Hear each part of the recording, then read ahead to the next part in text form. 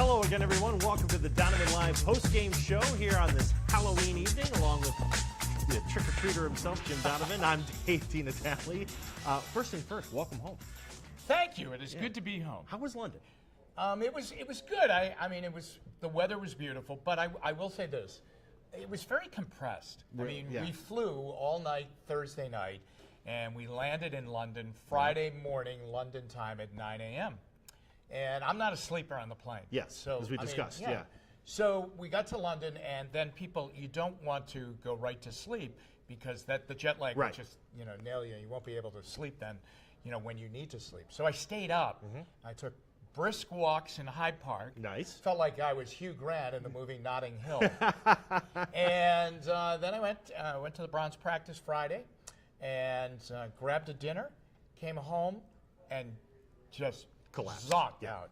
So Saturday, I wanted to watch Ohio State. I was wondering, could I see the Ohio State game? I could not find any place to do it. But I saw every soccer game played in England because they are wall to wall, Dino, of soccer. And analysis and pregame shows and postgame shows. And then post-game shows on top of post-game shows. It's amazing. That's incredible. Yeah. You were well, listen, you were I do like it, but I still would have liked to have seen the Buckeyes. The Ohio State game. And after I hear about the game, I really would have liked to have seen it. And then we went to the game and did the game on Sunday and got right back on the plane, and we flew all night again. Yeah, crazy. So, as you're recovering from jet lag yesterday, here we are about this time 24 hours ago, and we find out that the New England Patriots have dealt Jimmy Garoppolo, the quarterback that, we all thought the Browns were going to get at some point during the offseason, and it didn't happen. But for the low price of a second-round pick, they send Garoppolo to the San Francisco 49ers. And, I mean, Jimmy, I was stunned.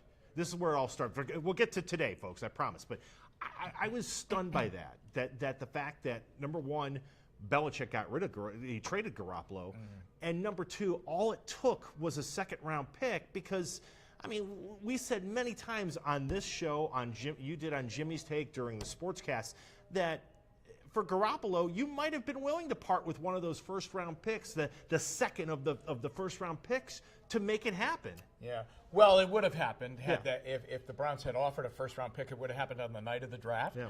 It would have happened as free agency began. If you remember, we were suspicious when the Browns made the deal with the Houston Texans that involved Brock Osweiler. We felt basically that the Browns were bundling picks, getting the extra second-round pick and bundling picks that they would make a move on Garoppolo right then and there. Now, the Patriots held firm all the way through. But if the Browns or the 49ers, who eventually got him, but if they had offered a first-round pick on the first night of the draft, I think the deal would have happened. Belichick would have taken it? I think so, yeah, I really do. Because I think that, and what happened then was the Patriots were running out of time with Garoppolo. He becomes he would have become a free agent. He still technically does. Yeah. He becomes a free agent at year's end. Now, remember, the Patriots are busy at this point in time. They're going to go to the playoffs. They're going to win that division, and they'll make a deep run into the playoffs. Once you do that, Dino, like the next day, players become free agents. Right. So they would lose control of Garoppolo at that point in time. So I think that they realized they weren't going to get a long-term deal done with him. And they also must have gotten a forecast that Tom Brady is really going to continue on and play. So let's get what we can right now. Where I have a big problem is, did the Browns know he was available? Right. Did they know that the Patriots were that open to making a deal at this time that you could get on the phone with them and talk about the possibility of making a deal? And that's the thing that puzzles me right now, because some people are saying, no, they did not.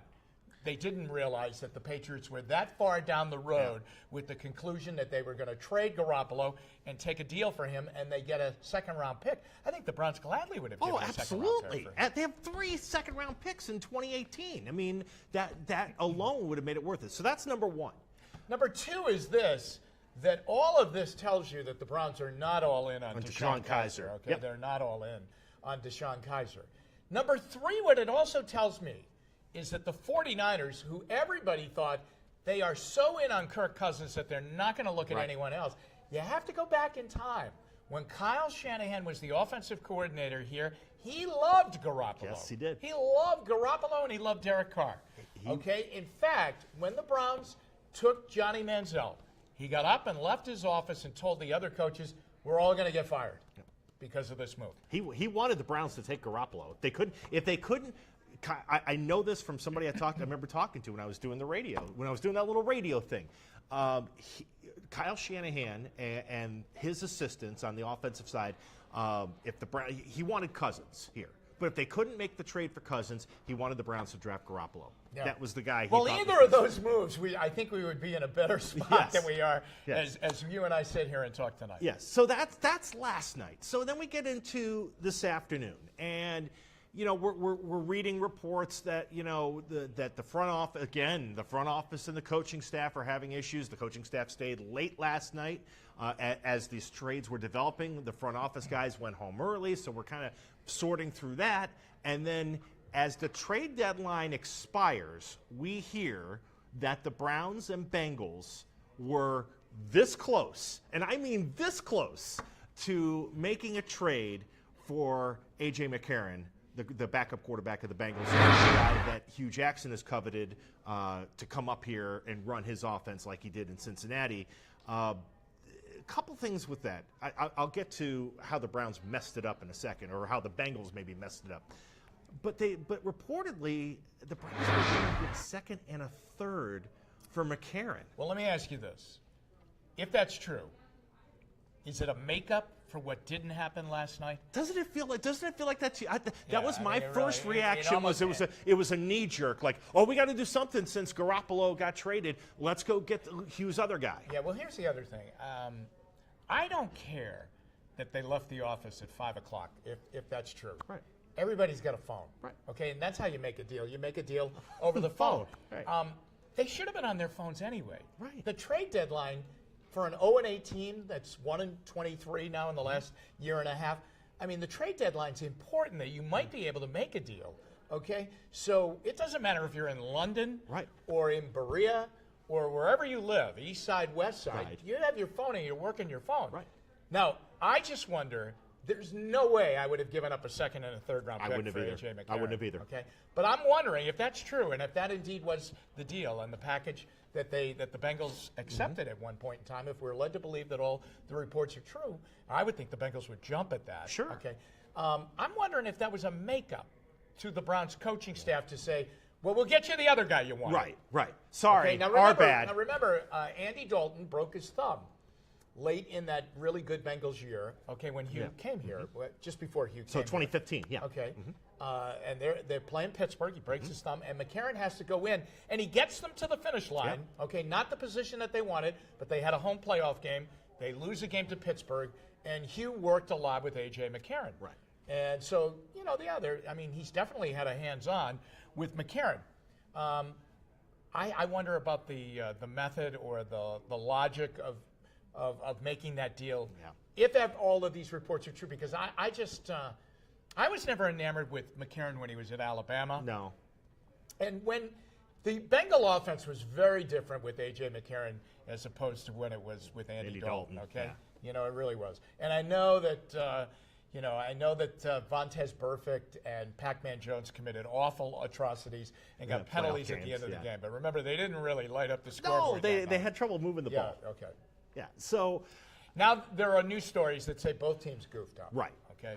We hear the Browns didn't hit the send button, or the Bengals didn't submit the paperwork, or that when they submitted the paperwork, they didn't submit the Browns side of the paperwork. Right. I mean, there are a million stories. Anyway, we're on the wrong side of everything right now. Yes. We're on the wrong side of our record. We're on the wrong side of the cohesiveness of front office and coaching staff. There are too many little stories now starting to seep out of there that they would all be made up, okay, or over-dramatized. I mean, something's got to be going amiss here, that they're not getting the right players. Coaching staff doesn't feel the front office is helping them. Front office feels that the coaching staff might not be handling the players. They are giving them the right way. That has been constant here with these mismatched regimes. Yep. Is that these almost forced marriages that have been put together. Absolutely. I mean, Mike Pettin, Ray Farmer didn't even know each other. Right. Pat Shurmur and the group that they had. Right. You know. Now those guys at least, Tom Heckert and Pat Shurmur, at least they knew each other, but you never had a lot of confidence in that regime. Right. Given all the power to Eric Mangini, we could go back and right. deep. The main thing here is that we're at the bye week. I don't get the feeling, and I was with them all weekend long, I don't get the feeling that anything drastic is going to happen right now. Yeah. I truly picked up from people in the analytics and the front office part of the Browns. They still stick to the story that it's close to turning around. I don't think it's as close as they obviously feel it is. Now, if you have those discussions, what do they base that on? They base it on the fact that they're young, and they base it on the fact that 3 of their major players and 4 of their best players aren't on the field right now. Joe Thomas being their best player, out. But their 3 players, Coleman, Garrett, Peppers, are not on the field and playing. And, I mean, I get that. I get, and I have here's to the say, thing, though, Dave. Okay, if they're not on the field, how can they be helping you anyway? Right. And if they are injury prone, there's a history of that. Yeah. And there was a little bit of that with Coleman. Yep. And Garrett, he had that high ankle sprain last year. Yep. The only thing I worry about him is this, that, are we constantly going to have to worry about the post-practice participation report every day that Miles was limited, or Miles turned that ankle again, or something like that? I have to tell you, that really drains a football team. It gets exhausting. It really drains a football team. Yeah. Peppers, 8 games into his rookie season, that has been disappointing. I think that's the biggest disappointment, at least on the field. Now, Garrett's been hurt, but Peppers, he's just not the player that I thought he was going to be. And I'm wondering that we saw in the certainly in Michigan. preseason. And I don't know if that's because of the way they're playing him, or is that him? Right. And because the NFL has these kickoff rules now, that part of his game isn't going to be exposed anyway, because nobody returns kickoffs anymore, okay? And I know he returns punts, but still, people punt away from him. Right. So, I think that's their logic. 4 of their best players and 3 of the guys they're directly connected to aren't on the field. So on Jimmy's take, right pretty much up front on Donovan Live tonight, you talked about it. I mean, this gap between front office and coaching staff has to get fixed. It has to get. They've got to get it together. It doesn't work because it's not working. No. It's funny you mentioned. It seems like every other Sunday, and a lot of you on Twitter, you yell at me when I retweet his stuff. But CBS Sports' Jason La Canfora, who's inside. He's reporting Sundays. Disconnect between the front office and the coaching staff. They didn't like the coaching staff didn't like the way Joe Hayden was let go. Right. They didn't like DeMario Davis being traded for Calvin Pryor. Said they didn't know about it. They didn't even know about it. Jimmy Haslam trying to kind of have a group meeting between coaches and scouting staff to get everybody in the same on the same direction. Can it be fixed, or at some point here, somebody has got to go to maybe facilitate change? Here's the thing that scared me the most, okay, in the last 24 hours. Okay, whether or not the Garoppolo thing could have been done, nobody has as much ammunition as the Browns do to make a trade. Nobody's even close in the NFL, not San Francisco. But when I read Bill Belichick's comments post-trade, okay, he almost kept him away from Cleveland. Yeah. And it was a hint that the kid's been a good kid, Garoppolo. He's been a team guy. He hasn't complained. He's worked hard. He's been he knew he wasn't going to play a lot behind Brady. When we did have to play him, he played well. He plays the preseason because we don't play Brady in the preseason. He doesn't complain. For all of that, we're going to give him a shot. Yep. We're going to send him to San Francisco. Now, some people can say, well, he didn't want him in the AFC. Maybe, but, still, Belichick's for Belichick. If the Browns could have given them a better deal. So here's what I worry about. I worry about the 1-15 and whatever it's going to end up this year, in that, yes, we have more money than everybody, but are people going to come here because of the label of dysfunction that is a necktie around this organization's throat? I really do worry about it, and I worry about, did the Patriots do Garoppolo a solid and say, guess what? John Lynch, Kyle Shanahan, good guys, good organization. they're 0-8, but they're close in all of these games, and you're going to be in better hands there. Now, here's the other thing. Garoppolo probably would have started here against the Lions if he got traded. Yeah. McCarron definitely would have started because he knows the offense. System. Right, he knows the system. That's how I think disappointed they are in Kaiser and what's going on in the quarterback room. Wow. And that's a lot to chew on. I know that's a lot. That's a lot. Now the Kaiser thing. I mean, it's been half a season, and they've benched him twice, and they're already hitting jettison. That's a disappointment. That's a real disappointment. Well, I think they would hit jettison. They are hitting jettison. Yeah. As the franchise quarterback. Yes. Okay, I think he would still be there. Be the backup. Yeah, I think he'd be the backup, and they'd see how he would handle that. And that would be an interesting thing, how he would handle that, because he did not handle that well at Notre Dame. No. Okay, and some didn't feel that when he got yanked out of the Jets game, was it the Jets game?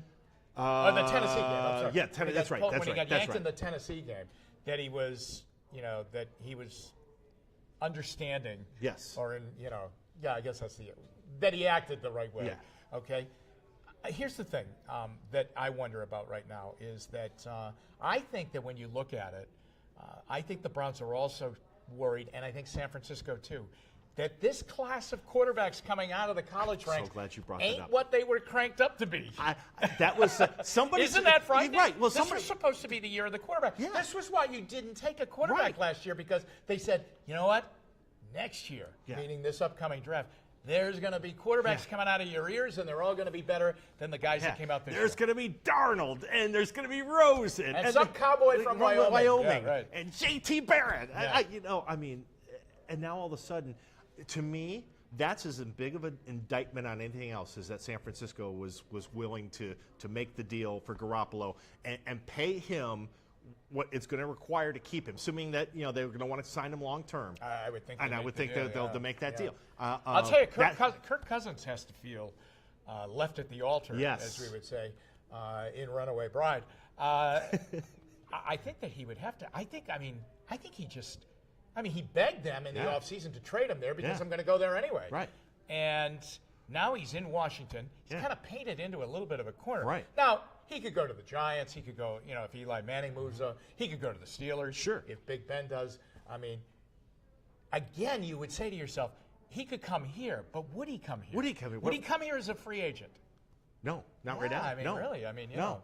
I mean, see, it's going to take a savior to come in here. It's going to take a guy like Drew Brees. Right. When everyone thought he was shot because of that shoulder injury, and Miami didn't clear him medically, okay?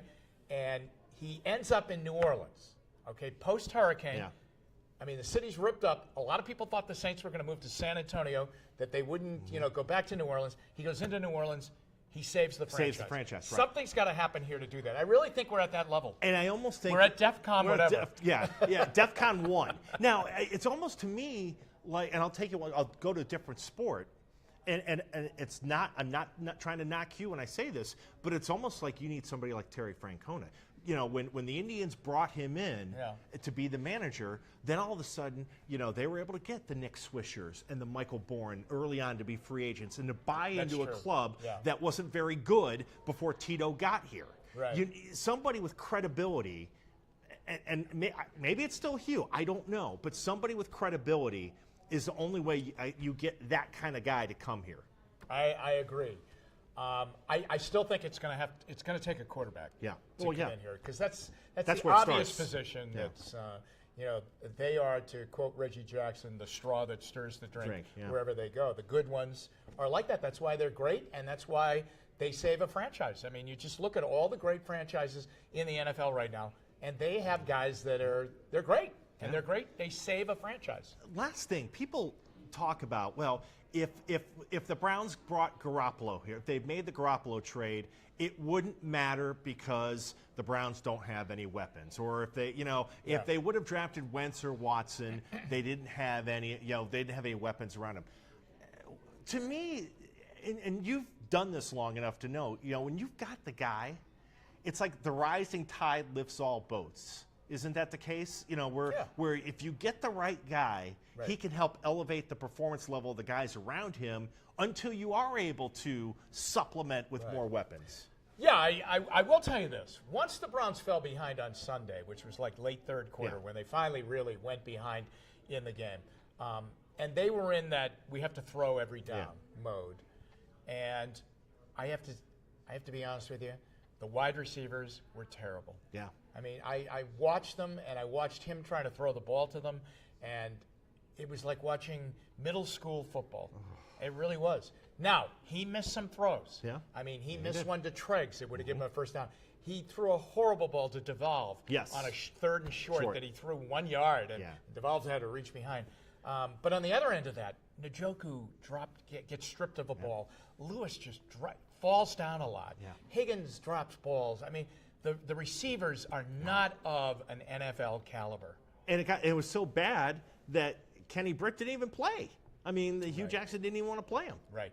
And again, now I'm reading into it. That could be a front office versus a head coach type of squabble that's going on. I mean, Mike Pettin would dress Dwayne Bowe, but he wouldn't play him. And Ray Farmer wanted him to be dressed and play. Right. Yeah. Mike Pettin would dress him, but not play him. Right. And you wonder if that's going on here. It has to be resolved.